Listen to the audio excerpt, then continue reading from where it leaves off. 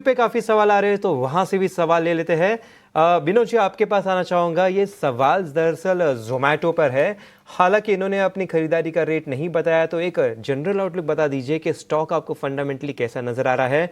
हम देख रहे हैं कि पिछले साल के हाई से, अगर सितंबर के आसपास के हाई से देखें तो स्टॉक 30% गिर चुका था। उसके बाद हमें थोड़ी सी रिकवरी आती हुई नजर आई। तो वैल्यूएशन वाइज और आउटलुक वाइज आपको कैसा दिख रहा है ये स्टॉक? जी, आज स्टॉक टॉप लेवल से ठीक-ठाक अच्छा-खासा करेक्ट हो गया है और नो डाउट फंडामेंटली बहुत ही अच्छा है स्टॉक। अभी भी मुझे लगता है लॉन्ग टर्म के हिसाब से होल्ड करना चाहिए। इनके जो फूड डिलीवरी बिज़नेस है उसमें कंसिस्टेंटली हम देख रहे हैं कि लगभग 20% का ग्रोथ कंसिस्टेंटली आ रहा है। मुझे लगता है ये ट्रेंड कंटिन्यू रहेगा जिस हिसाब से ओवरऑल आई मीन ट्रैक्शन दिख रहा है। एट द सेम टाइम इनका जो ब्लिंकिट का बिज़नेस है उसपे भी कंपनी ने काफ़ी ज़्यादा इन्वेस्टमेंट किया है जो स जि जिसकी वजह से शायद ये थोड़ा स्टॉक करेक्ट बीच में थोड़ा प्रेशर में रहा because of sudden higher investment और जिसकी वजह से मार्जिन में भी हिट आया था। बट मुझे लगता है कि वो कंपनी का लॉन्ग टर्म स्ट्रैटेजी का एक प्लान है, राइट? और इसमें ब्लिंकिट प्लस ये मिला कर के या इनका जो फूड डिलीवरी बिज़नेस मिला कर के देखें तो इसका अर्निंग ग्रोथ काफ़ी कंसिस्टेंट रहने वाला है। एट द सेम टाइम ये अकेला इस ये सेगमेंट में जो कंपनी है जो अभी प्रॉफिट दिखा रहा है, राइट? तो मुझे लगता है कि स्टॉक को होल्ड करनी चाहिए। जो रिसेंट करेक्शन हुआ it's a kind of opportunity. Fundamentally मुझे लगता है कि आपको looks to be very sound. बिल्कुल, तो ये है नजरिया आता हुआ विनोद जी का जोमेटो पर। पहले जो है एनएमडीसी पे भी बात कर लेते हैं। 65 का बाइंग प्राइस है और लॉन्ग टर्म व्यू क्या बनता है, विनोद जी जरा बताएं।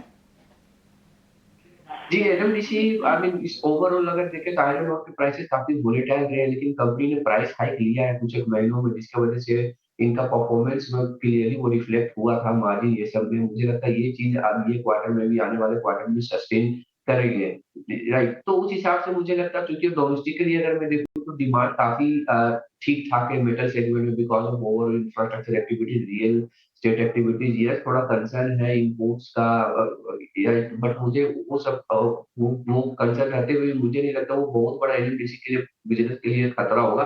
बट कुल मिलाकर के हमें लगता है कि ऊपर से जो स्टॉक थोड़ा करेक्ट हो गया वो जो उस हिसाब से वैल्यूएशन भी मुझे ठीक-ठाक लगता है कि लंबी अवधि के लिए हमारा मानना है कि चूँकि ये एक साइक्लिकल स्टॉक है, बहुत लंबी अवधि के लिए मैं नहीं सजेस्ट करूँगा, बट ठीक है, यहाँ से मुझे लगता है 1 से डेढ़ साल के लिए आप होल्ड करके रख सकते हैं। और लक्ष्मीकांत जी, आपके लिए ये सवाल रहेगा एनटीपीसी के लिए। इनका बाइंग प्राइस है 323 का। लॉन्ग टर्म चार्ट्स क्या कहते हैं, जरा बताएंगे? क्या इंपॉर्टेंट लेवल्स दिख रहे हैं एनटीपीसी में? एनटीपीसी में एक लंबे समय करेक्शन के बाद बॉटमिंग आउट फॉर्मेशन बनता हुआ दिखाई दे रहा है। आरएसआई पॉजिटिव डाइवर्जेंस दिखा रहा है डेली के चार्ट्स पे, और वीकली के चार्ट्स पे इसने 100 वीक मूविंग एवरेज का सपोर्ट भी लिया है। और अगर फ्राइडे इसकी क्लोजिंग 305 के ऊपर अगर होती है, तो डेफिनेटली होगी चार्ट्स को देख के तो यही नजर आ रहा है। तो यहाँ पर एक बुलिश इनगल्फिंग का पैटर्न बनता हुआ नजर आ रहा है वीकली के चार्ट्स पे। और मंथली के चार्ट्स पे यहाँ पर हमें एक हैमर काइंड ऑफ पैटर्न बनता आ रहा है। तो ये तीनों ही चार्ट्स यही दर्शा रहे हैं कि आने वाले समय में इसमें तेजी बनी रहेगी। और अगर हम लॉन्ग टर्म व्यू की बात करें तो यहाँ पर जो लॉन्गर टर्म के जो सपोर्ट दिखाई दे रहे हैं वो दिखाई दे रहे हैं 285 से लेकर 275 के लेवल्स तक। और जब तक ये इसको होल्ड करता है तब तक इसमें पुल बैक मूव बना रहेगा। आने वाले समय में ये स्टॉक 375 से लेकर 385 के लेवल्स को भी टच कर सकता है। और जो इसमें बाइंग मोमेंटम एक्सेलरेट होगा वो 330 के ऊपर होगा। 330 के ऊपर जैसे ही क्लोज होता है तो वहां से 380 के लेवल्स नजर आ रहे हैं एनटीपीसी में। इंपॉर्टेंट लेवल्स जो है एनटीपीसी पे लक्ष्मीकांत जी बताते हुए।